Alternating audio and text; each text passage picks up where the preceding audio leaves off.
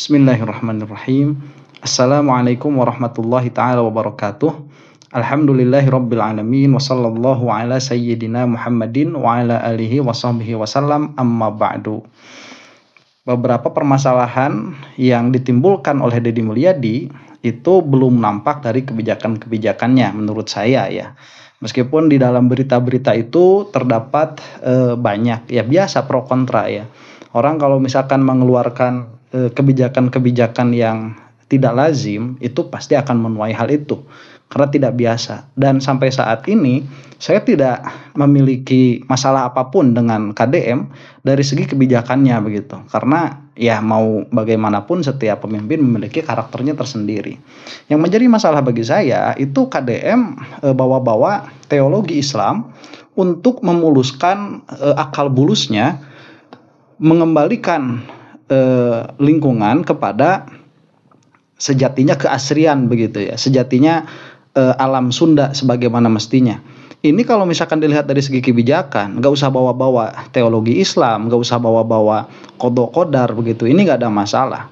Tapi kenyataannya dia itu punya circle pribadi, punya circle tersendiri, yang mana dilihat dari kacamata tauhid, ini sudah mengeluarkan orang-orang dari agama. Dan inilah yang berbahaya begitu, inilah yang harus diingatkan. Jadi kalau si Dedinya nggak bisa diingetin, ya orang-orang yang mengikutinya ini yang harus diingatkan begitu. Karena mengingatkan itu merupakan sebuah kewajiban, dan i'tiqad atau keimanan itu hilangnya itu mudah sekali bagi orang-orang yang memahami hal itu.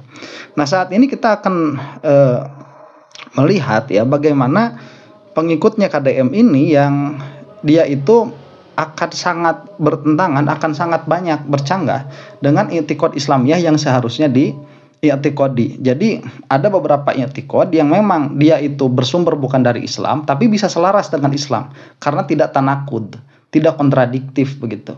Tetapi banyak sekali perkara-perkara yang tidak datang dari Islam itu tatkala diyakini itu akan menjadikan keimanan yang hilang karena itu kontradiksi begitu, kontradiktif. Nah, akan kita saksikan sebagai contoh ya apa yang dikatakan oleh si A ini nih. Ini orang Sunda pastinya. Kita akan saksikan. Sampurasun, Rahayu Bagja Waluya, Rahayu Sagung Dumadi, Laju Mulus Tina Kanan Pamaksadan. Saya harap Anda semua dalam keadaan baik, sehat, bahagia, selamat, sentosa, dan senantiasa mampu menjaga kesadaran. Dalam video kali ini saya ingin menjawab beberapa pertanyaan yang saudara-saudara ajukan sewaktu saya live TikTok kemarin ya. Banyak yang bertanya, diantaranya adalah mengenai titisan, pemahaman titisan dalam konteks kesundaan mungkin ya, atau titisan dalam pemahaman kesundaan. Karena kita hari ini dihadap sebentar ya, ini jadi kan ada wacana tuh si Deddy itu titisannya Prabu Siliwangi, kemudian menanyakan dalam konteks kesundaan titisan itu bagaimana. Nah, ini yang nanti beberapa permasalahannya akan menjadi tanakud, bertentangan dengan keimanan apabila diyakini. Saya tidak mengatakan, saya tidak menyalahkan, enggak, salah. Kalau sesuatu ini bertentangan dengan Islam, dia sudah pasti salah begitu. Dengan sebuah fenomena menganggap seorang tokoh seolah-olah dianggap dia itu merupakan titisan orang di masa lalu atau titisan manusia di masa lalu. Apakah itu benar? Begitu. Katakan saja, mohon maaf ya saya harus menyebut nama dalam video ini, seorang pejabat publik yang telah menjabat sebagai Gubernur Jawa Barat, Kang Deddy Mulyadi, tanpa mengurangi rasa hormat saya, banyak yang mengatakan beliau adalah titisan seorang raja. Bahkan kemarin ada yang menanyakan seperti itu pada saya saat live TikTok gitu. Apakah benar Kang Deddy Mulyadi ini adalah titisan Prabu Siliwangi begitu? Lalu saya juga melihat lontaran-lontaran serupa dalam beberapa video, dalam beberapa komentar. Banyak yang menyebutkan demikian. Nah, sebentar, ini kan narasinya memang sudah ramai ya. Bahkan kemarin si Deddy itu masuk ke Bogor itu, ke Batu Tulis, kemudian mencocokkan kakinya dengan kaki siapa begitu di situ, pokoknya berlaga aja. Jadi bukannya ditepis tuh sama orang, malah diramein begitu. Ini komunitas kayak gini banyak loh ya, bukan 1 2 ini. Nah, kita perlu tahu dulu ya, saya akan sedikit mengulas tentang Prabu Siliwangi. Karena yang dipahami oleh orang Sunda bahwa Prabu Siliwangi ini adalah satu sosok, begitu. Jadi sebentar ya, ini konteksnya dulu. Deddy Mulyadi ini dianggap sebagai titisan Prabu Siliwangi. Yang ditanyakan bagaimana konsep titisan di dalam Sunda, si pembicara ini mau menjelaskan dulu Prabu Siliwangi itu siapa, begitu. Nah, ini sebetulnya di dalam konsep berpikir ini bagus sebetulnya ya. Jadi untuk menjelaskan sesuatu itu ditasawur dulu. Nah, ini mentasawurkan Prabu Siliwangi itu apa? Atau satu nama yang diberikan kepada sosok, atau bahkan nama asli Prabu Siliwangi itu dianggapnya. Padahal nama Prabu Siliwangi itu adalah sebuah gelar. Prabu itu adalah gelar ya. Kita sepakat mengenai itu. Dalam cerita pewayangan yang dinamakan Prabu juga adalah gelar. Siliwangi itu adalah semacam ideologi ya. Kita katakan seperti itu saja biar mudah. Kalau di negara Republik hari ini, di NKRI misalnya, ideologi kita Pancasila. Kalau dulu di Jawa Barat, di Sunda, ideologinya adalah Siliwangi. Kira-kira seperti itu ya. Lalu juga ada yang disebut dengan Sri Baduga Maharaja. Itu juga sama gelar juga.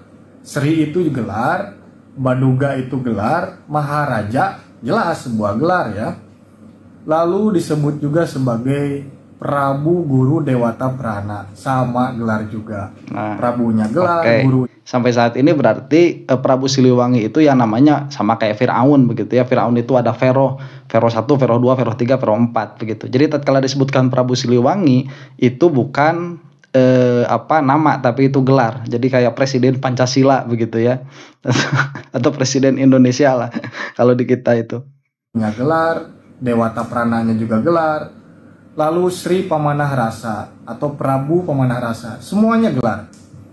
Jadi siapa nama asli dari sosok Prabu Siliwangi itu? Saya yakin hanya sedikit orang yang benar-benar tahu siapa namanya. Kenapa demikian? Karena kita seringkali ketika membaca sejarah seolah-olah buta terhadap Baban. Sebentar ya, ini kalau ini mulai kontradiksi. Kalau itu sebuah gelar misalkan, berarti kan siapa namanya? Ya harusnya jawabannya banyak, bukan cuma satu. Cuman kalau misalkan dia gelar tetapi dijawab ya itu tidak banyak orang tahu. Ya gimana? Berarti cuma satu orang kan. Berarti Prabu Siliwangi ini adalah gelar yang menempel kepada satu orang begitu. Kalau sama orang ini yang dimaksud demikian. Prabu Siliwangi ini adalah gelar cuman menempel kepada satu orang. Lah itu namanya lakob, bukan gelar kalau kayak gitu mah. Ini gimana cara bacanya ini? Buta terhadap waktu ya. Karena kenapa? Kerajaan Pajajaran yang berdiri sekian ratus tahun secara logika tidak mungkin hanya dipimpin oleh satu raja saja. Misalkan Indonesia merdeka dari tahun 45 begitu. Sampai hari ini 2025 jelas ada pergantian presiden atau kepemimpinan selama 5 tahun sekali. Saya rasa begitu juga dengan kerajaan. Tidak mungkin selama ratusan tahun itu dipimpin hanya satu orang. Yang ditemukan sampai hari ini, kerajaan Pajajaran dipimpin oleh 8 raja. Kan orang kita hari ini menganggapnya kerajaan Pajajaran itu dipimpin hanya oleh satu raja. Sebentar, kalau 8 raja berarti ada berapa gelar tuh? Kalau 8 raja itu Prabu Siliwangi semua, berarti nggak relevan dikatakan siapa namanya. Ya berarti semua raja di situ disebut Prabu Siliwangi. Tapi kalau misalkan 8 raja ini beda-beda orangnya, jelas begitu ya. 8 raja ini beda-beda orangnya, kemudian gelarnya pun beda-beda, berarti lakob. Lah kalau lakob nggak relevan juga. Kemudian disebutkan bahwa Prabu Siliwangi ini adalah sebuah ideologi, yaitu lakob yang menempel pada satu raja tertentu. Prabu Siliwangi. Padahal Prabu Siliwangi adalah sebuah gelar. Gitu ya. Nah, saya tidak ingin panjang lebar membahas tentang Pajajaran di sini. Yang saya ingin sampaikan adalah mengenai tadi pemahaman titisan. Ini baru masuk ke titisannya ya. Pemahaman masyarakat Sunda kira-kira seperti itu. Yang perlu dipahami adalah di kita, khususnya bangsa Sunda, sejak dulu ya, itu sudah mengenal istilah reinkarnasi. Walaupun sebetulnya istilah reinkarnasi ini milik Barat. Kalau di bangsa kita biasa disebut penjelmaan lah. Bangsa kita percaya terhadap itu. Dan perlu dipahami bahwa yang namanya reinkarnasi itu hanya dalam bentuk jiwa. Nah sebentar ya, jadi incarnation itu kan dia incarnate ya, penjelmaan begitu. Nah ini kan reincarnation itu ya penjelmaan kembali. Nah ini katanya bangsa kita itu dari dulu percaya ya, iya sebelum Islam. Islam ada, habis sudah. Ya incarnation nggak ada, reincarnation itu udah nggak ada. Nah cuman dia kan belum menyatakan diri apakah itu apa yang dipercayakan atau tidak begitu ya. Ini menceritakan. Bukan raga ya, karena yang namanya raga itu sifatnya sekali pakai. Contoh, saya terlahir hari ini dari ibu saya, dari hasil perkawinan ibu dan bapak saya, lahirlah wujud saya seperti ini, raga saya seperti ini. Ketika saya nampi papasten atau meninggal dunia, raga yang ini sudah tidak akan ditemukan lagi di masa depan. Karena raga yang ini akan dimakamkan, dikembalikan ke tanah misalkan ya. Nah coba ini sudah berbeda dengan Islam. Raga yang kita pakai sekarang akan kita pakai lagi kapan? Yaumil qiyamah, setelah kita wafat, setelah kita ditanya di kubur, setelah kita itu mengalami siksa atau naudzubillah min dzalik atau nikmat kubur. Kemudian nanti ada yang namanya kiamah, badan ini akan dikembalikan. Jadi ini sudah bertentangan. Kalau kamu mempercayai apa yang dia katakan bahwa raga ini cuma satu kali pakai, itu sudah kafir sudah. Ya, itu sudah berarti tidak mempercayai kepada hari akhir begitu, hari kebangkitan, ya hasyar. Ini sudah bercanggah. Jadi konsepnya begitu kata dia itu ya. Nah, kembalinya atau reinkarnasi itu jiwa yang kembalinya, raga cuma sekali pakai. Kita enggak. Itu yang benar, itu ada daur ulang. Lalu di kebudayaan lain kan ada yang dikembalikan ke api dengan cara dikremasi, atau saudara kita di Bali di ngaben ya namanya. Lalu ada yang dilarung ke laut, ada yang dianginkan begitu ya, itu tanpa dikuburkan, tanpa dibakar. Apakah itu salah? Tidak. Itu biasanya disesuaikan dengan kebudayaan daerahnya. Apakah itu salah? Jelas salah. Ya, ini perspektif realita. Ya. itu perspektif keyakinan. Enggak, kita ngobrol ayo. Itu perspektif realita itu. Itu salah sudah. Biasanya kalau masyarakat di pesisir zaman dulu, si mayat biasanya dilarung ke laut karena dia profesinya sebagai nelayan. Jadi mau itu dikembalikan ke tanah ya silakan, karena manusia juga terbentuk dari unsur tanah. Mau dikembalikan ke api silakan, karena manusia juga memiliki unsur api. Begitupun juga ke air dan ke angin, semuanya sama saja. Nah sebentar, ini dalam konteks dia berbicara menjelaskan itu dalam perspektif bahwa ada orang beritikad seperti itu nggak ada masalah. Cuman kalau dalam perspektif itu nggak ada salah, kamu sudah keluar dari agama Islam itu ya. Ya kalau kamu mau keluar dari agama Islam nggak jadi masalah. Kalau kamu mau, naudzubillahi min dzalik. Dalam konteks ini yang disebut reinkarnasi atau kelahiran kembali itu dalam bentuk jiwa. Jiwa itu sama dengan rekaman data ya, atau karma pala. Karma pala itu buah dari perilaku, catatan perilaku kita. Itu terekam dalam jiwa kita.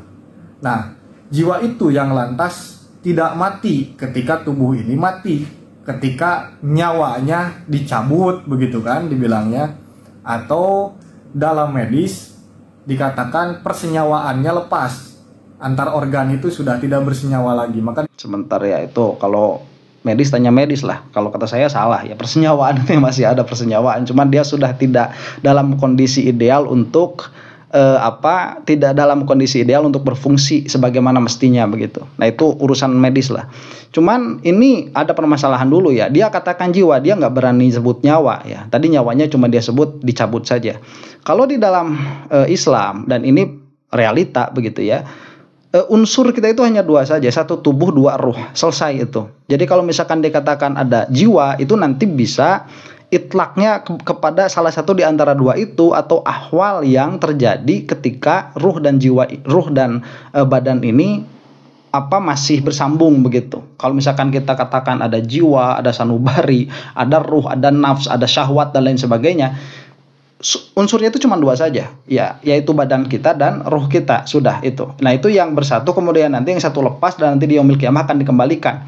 Adapun nanti urusan-urusan kayak jiwa, sanubari, kemudian nafs ya atau nafsu, kemudian syahwat dan lain sebagainya, tabiat, itu nanti ahwal yang terjadi karena bersatunya ruh dan jasad ini. Jadi kalau misalkan yang dia katakan jiwa ini adalah sesuatu yang lain, itu tidak ada. Nah itu kalau perspektif Islam paling yang bisa dipakai untuk memahami perkataan orang ini, yang dimaksud dikembalikan itu ruhnya. Disebut meninggal. Lalu si jiwa ini akan mengalami sebuah perjalanan panjang. Saya tidak akan menguraikannya di sini karena waktunya tidak memungkinkan. Lain kali akan saya bahas. Pada intinya si jiwa suatu saat akan kembali ke bumi ini. Dia akan memilih raga yang cocok dengan data yang jiwa itu miliki. Nah ini mulai ya, lo kalau seperti itu diyakini kebenarannya bahwa itu akan terjadi, sudah kamu keluar dari agama. Ya jangan harap kamu nanti di yaumil qiyamah atau di dalam kubur saja ditanya man rabbuka bisa menjawab, itu jangan harap. Ini adalah kepercayaan yang sudah kadaluarsa. Dalam pengertian sudah kadaluarsa itu, ini perkara yang sudah tidak bisa dibenarkan. Karena apa yang dia katakan ini berkaitan dengan perkara ghaib, dan perkara ghaib itu sejatinya sudah dibawa oleh Nabi Muhammad SAW, kabar-kabarnya bagaimana begitu. Jadi kalau misalkan tadi dikatakan jiwa ini akan mengalami perjalanan begitu ya, ini saya jadi ingat filmnya Sun Gokong ya. Jadi dia itu kan sampai saking nggak mau mati, dia itu sampai turun ke negara bawah tanah itu ya, supaya dirinya itu tidak mati. Itu diambil catatan-catatan bukunya para dewa-dewa kematian itu. Kemudian di situ ada ruh-ruh yang mau direinkarnasikan, kayak siapa itu Cupat Kai. Nanti memilih yang cocok dengannya. Kalau misalkan kehidupan sebelumnya jelek, jadinya hewan-hewan yang jelek begitu dan lain sebagainya. Itu karma dan lain sebagainya. Itu sudah cut ya. Ya urusan kalau misalkan itu diakomodasi sama agama Hindu, itu diakomodasi sama agama Buddha. Masalahnya si Dedi ini ngakunya Islam. Itu masalahnya. Kalau misalkan dia nggak ngaku Islam, ngapain juga kita itu komentar sama keyakinan orang, komentar sama apa yang dilontarkan sama orang begitu. Katakanlah raga ini sebagai rumahnya, si jiwa ini adalah penghuninya. Kira-kira seperti itu. Ibaratkan software, dia akan masuk ketika hardware-nya cocok.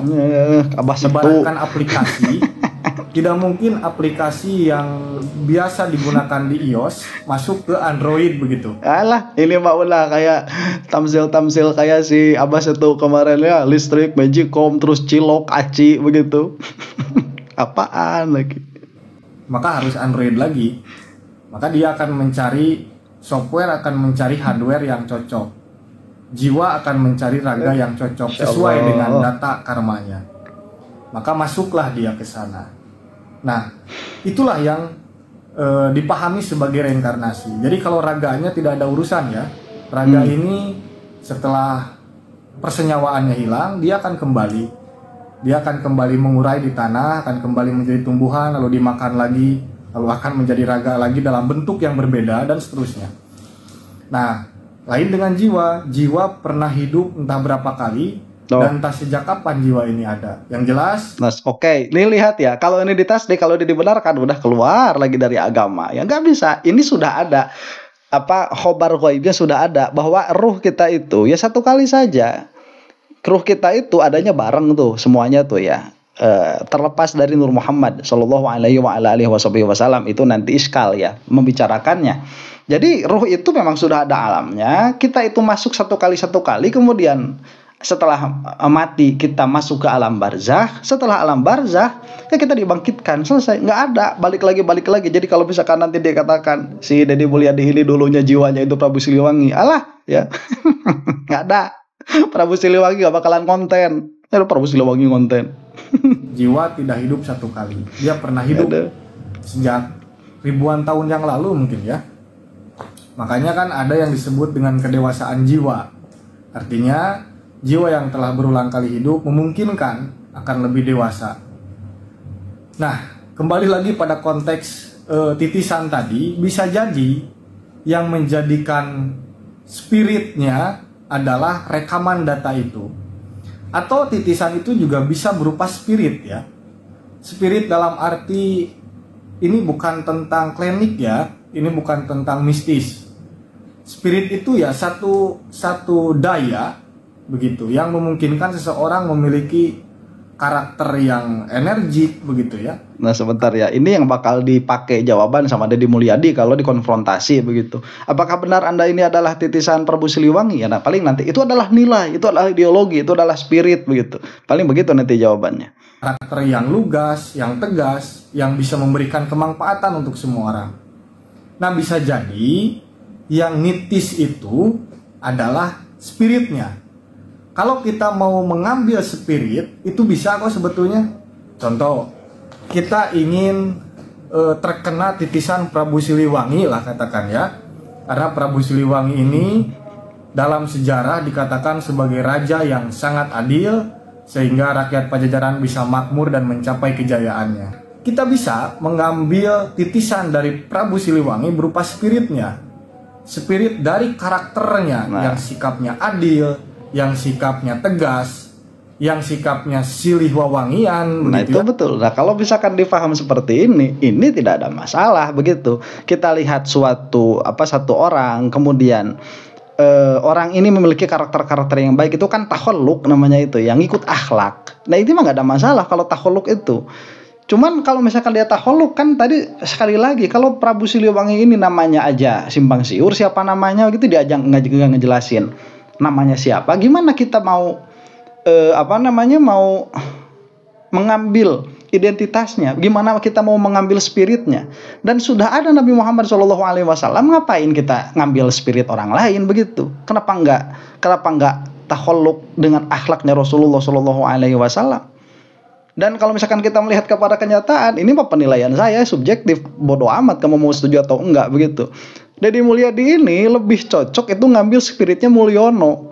Dari mulai masuk gorong-gorong, cek, kemudian membantu orang lain di depan kamera begitu ya. Itu saya kemarin lihat pas waktu dia ada di Bogor itu, dijaga sama banyak orang, tapi kok orang-orang masih bisa masuk, itu kan diizinkan ya, masih bisa masuk, masih bisa menemui.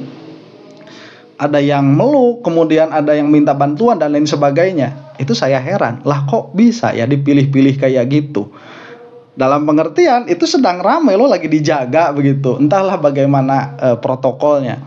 Itu lebih mirip Mulyono. Kemudian kemarin yang paling baru disebut ada yang mengancam, membunuh dan lain sebagainya. Alah yang kayak gitu mah atuh biasa, saya juga banyak yang kayak gitu di kolom komentar. Itu cuma di kolom komentar doang di blow up jadi berita. Ini malah ya spiritnya itu spirit siapa? Spirit Mulyono ya, spirit SBY dulu waktu playing victim bahwa saya itu ditarget sampai ngeliatin foto pakai tanda pakai tanda panah begitu ya. Kemudian spiritnya spirit Mr. Beast, dia itu yang ada. Malah ada spiritnya siapa?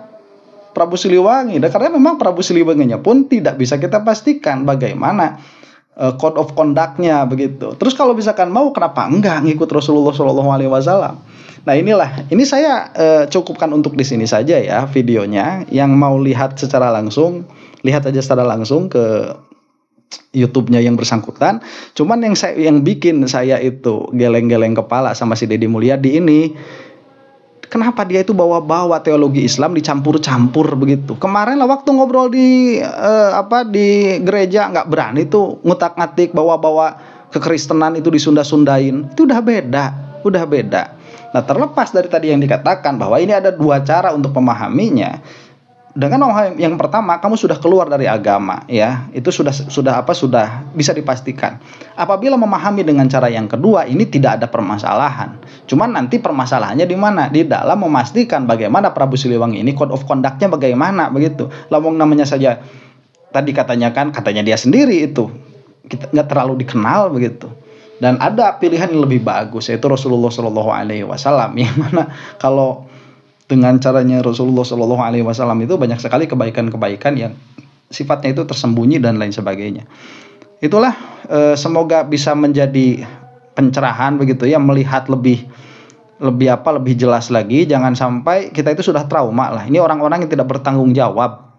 Orang yang dulu masih sudah tertipu sama Mulyono, sekarang katakanlah quote and quote begitu ya, mau terperdaya oleh aura buatan ya, aura KW dari Deddy Mulyadi ini. Mudah-mudahan kita semua ada dalam lindungan Allah Subhanahu wa taala.